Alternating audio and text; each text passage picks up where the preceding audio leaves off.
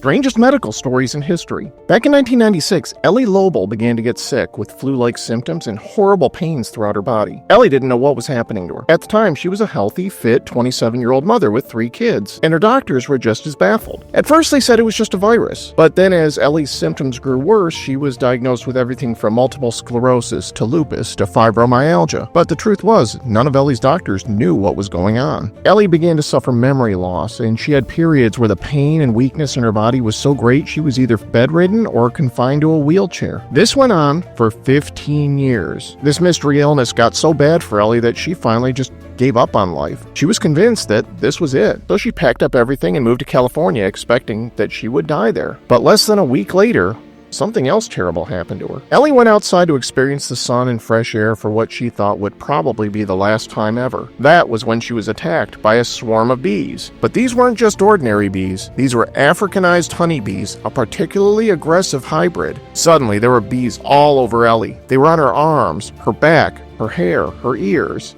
Ellie couldn't even run away. She just ended up collapsing there in the dirt, thinking to herself that this was not how she expected to die. Only that's not what happened. Ellie refused to go to the hospital. She remained in excruciating pain for the next few days, waiting for the end. But then, something strange happened.